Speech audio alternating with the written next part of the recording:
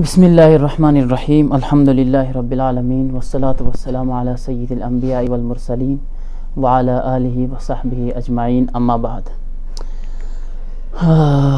आज हमारा दूसरा सबक है और इसमें आज हम पढ़ेंगे अऊज़ु बिल्लाहि मिनश शैतानिर रजीम।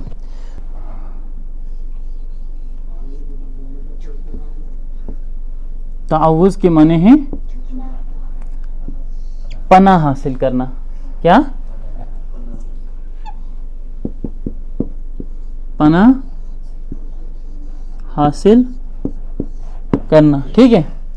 ताउज़ के माने हैं पनाह हासिल करना। पनाह हासिल करने का क्या मतलब है? यानी छुपने के लिए कोई जगह ढूंढना और क्या हो जाना, महफूज हो जाना, ठीक है। छुपने के लिए कोई जगह जब इंसान ढूंढता है, जब उसे अपनी जान की फिक्र होती है, अपनी जान का खतरा होता है, तो वो क्या करता है? हिफाजती तदाबीर इख्तियार करता है, ढूंढता है कोई ऐसी जगह, ऐसी पनाह जिससे क्या वो, जहां वो महफूज रह पाए, ठीक है। अऊज़ु, कहां से हम शुरू करते हैं? अऊज़ु बिल्लाहि, यहां पर है अऊज़ु। अऊज़ु माने है मैं क्या करता हूं, पनाह मांगता हूं, ठीक है। एक तो होता है पनाह मांगना। पनाह मांगने का मतलब है, क्या मतलब है पनाह मांगने का? देखिए, हम हमेशा से यही तर्जुमा करते आए हैं कि पनाह मांगते हैं, हालांकि हमें यह भी पता नहीं होता है पनाह मांगना किसको कहते हैं, ठीक है। आपके पीछे शेर दौड़ रहा है, ठीक है, आप भाग रहे हैं इधर पीछे सड़क से, तो आपको किस चीज़ की ज़रूरत होगी? छुपने की। कोई ऐसी जगह जहां आप छुप जाएं और जो आपके पीछे ख़तरनाक चीज़ दौड़ रही है वो आप तक ना पहुंच पाए। मिसाल के तौर पर एक किला ले लीजिए, चार दीवारी से जो क्या है गिरा हुआ है, उस किले में जाकर आप छुप जाएंगे तो महफूज हो जाएंगे, ठीक है। तो इंसान पर शैतान के हमले होते हैं, है ना। शैतान ऐसा दुश्मन है जो इंसान पर वार भी करता है लेकिन नज़र भी नहीं आता है।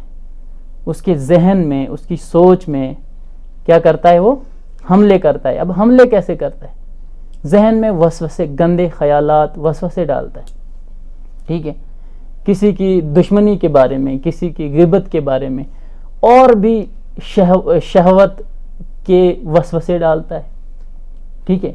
गंदे ख्यालात डालता है उसके जहन में, ताकि क्या हो, पहले तो उसकी सोच खराब हो, ठीक है, पहले उसकी सोच खराब हो, फिर क्या हो, वो उसके अखलाक खराब हो जाएं, उसकी जिंदगी, उसकी सीरत क्या हो जाए, बिगड़ जाए, वो सही रास्ते से हट जाए, वो गलत रास्ते पर पड़ जाए। तो कौन हमला करता है? शैतान हमला करता है। लेकिन उस शैतान से बचने के लिए भी कोई जगह होनी चाहिए। ज़ाहिरी तौर पर हम हमले से बचते हैं, शैतान के किसी मतलब देखें, ज़ाहिरी तौर पर हम शेर के हमले से बच रहे हैं, कोई दूसरा हमें मारने आ रहा है तो उसके हमले से हम बचेंगे। कैसे बचेंगे? छोटा बच्चा, जैसे मैंने कहा था, माँ की गोद में जाकर छुप जाता है, अपनी माँ को ढाल बनाता है, तो उसकी पनाह कौन हो गई? उसकी माँ हो गई।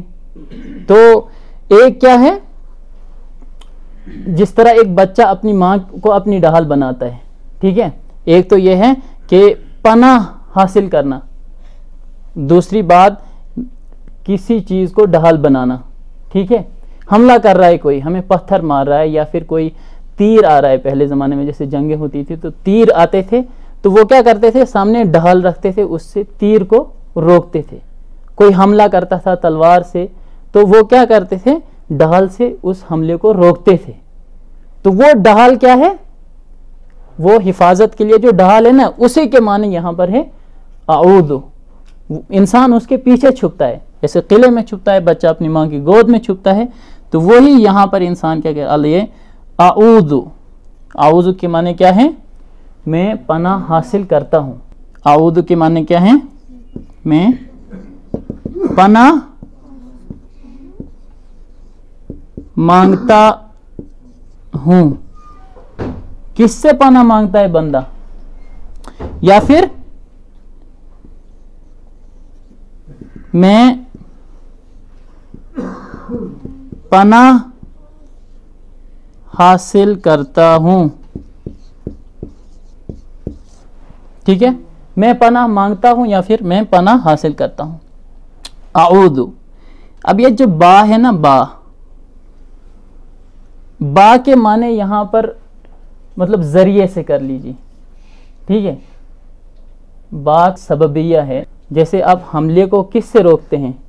ڈھال کے ذریعے سے، ٹھیک ہے. اور اپنے آپ کو محفوظ کس سے کرتے ہیں؟ ایک قلعے کے ذریعے سے، ایک چاردیواری کے ذریعے سے کیا کرتے ہیں؟ آپ اپنے آپ کو محفوظ کرتے ہیں. بچہ کسی کی مار سے جب بچتا ہے تو کس کے ذریعے بچتا ہے؟ اپنی ماں کے ذریعے سے بچتا ہے، ماں کے پیچھے چھپ جاتا ہے. تو وہ سمجھیں وہ ذریعے بن رہے ہیں یہاں. تو یہاں پر جب بندہ محفوظ پناہ گاہ ڈھونڈے گا، وہاں چھپ جائے گا، اپنے آپ کو بچائے گا، تو کس کے ذریعے سے؟ اللہ کے ذریعے سے ہی چھپائے گا. اللہ کی پناہ مانگتا ہوں، ٹھیک ہے، یا میں پھر پناہ حاصل کرتا ہوں اللہ کی، ٹھیک ہے. پہلے زمانے میں دیکھیں کچھ لوگ ہوتے تھے جو کہ مثال کے طور پر کہیں آتے تھے، کہیں کسی جگہ پر، یہاں کسی قبیلے میں، کسی شہر میں، جب وہ وہاں پر آتے تھے تو وہاں ان کو کسی کی ولایت کی ضرورت ہوتی تھی.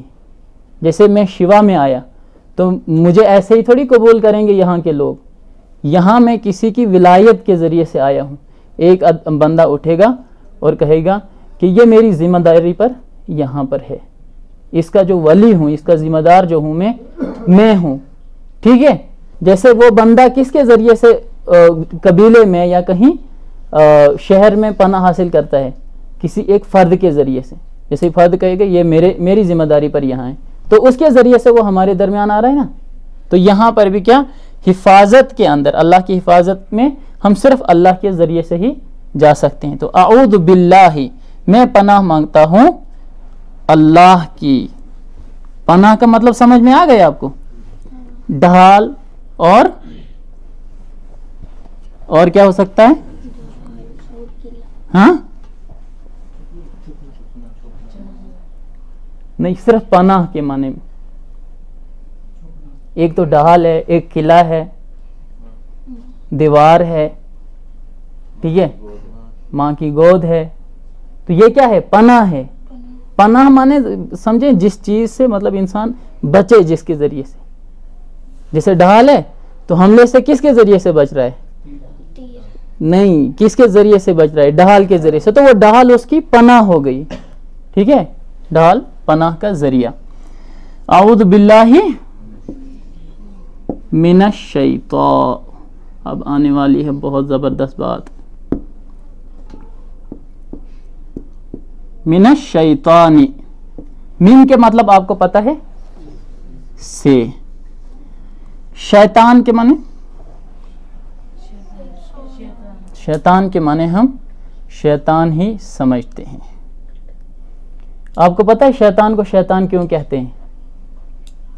شیطان کو شیطان کیوں کہتے ہیں؟ نہیں پتہ ہے. اب میں آپ کو بتاتا ہوں. سب سے پہلے ہم اس پہ جاتے ہیں کہ شیطان کیا چیز ہے، ٹھیک ہے. شیطان جو ہے عربی میں اصل جو ہے یہ شطن ہے. کیا ہے؟ شطن.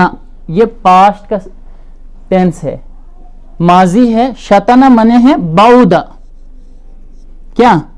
شطن مانے ہے بعودہ، ٹھیک ہے. بعودہ کے معنی ہے دور ہونا، ٹھیک ہے. شطن کے معنی ہے بعودہ، بعودہ کے معنی ہے دور ہونا. تو یعنی آپ یہ سمجھ لیں گے شطن کے معنی ہے دور ہونا.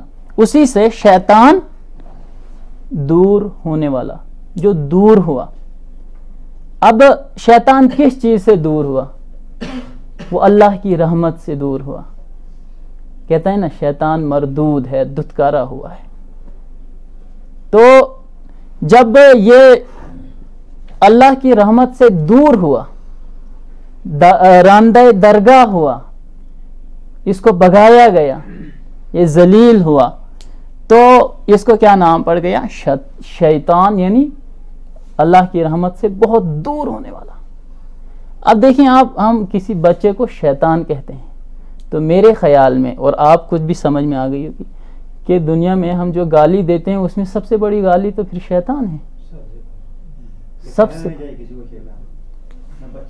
یعنی اللہ کی رحمت سے دور ہونے والا, اور وہ بھی کیا, بہت زیادہ دور ہونا. آگے دیکھیں اب, ٹھیک ہے. الشیطان منے اللہ کی رحمت سے جو دور ہونے والا ہے اس کو ہم شیطان کہتے ہیں. تو یہ بھی آپ کو سمجھ میں, شیطان سمجھ آ گیا. اچھا اب دیکھیں الرجیم.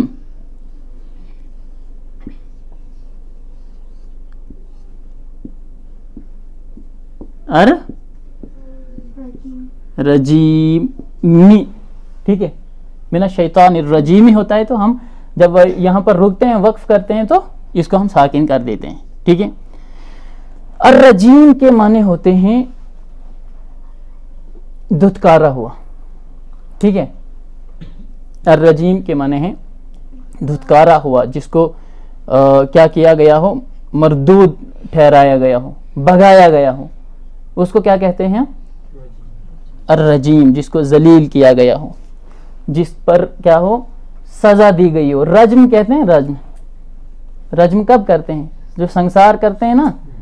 اگر اسلامی حکومت ہوتی تو کوئی کسی کے ساتھ زنا کرتا تو اس کو کیا کرتے ہیں اسلامی حکومت میں, رجم کرتے ہیں, اس کو سنسار کرتے ہیں, پتھروں سے مار دیتے ہیں.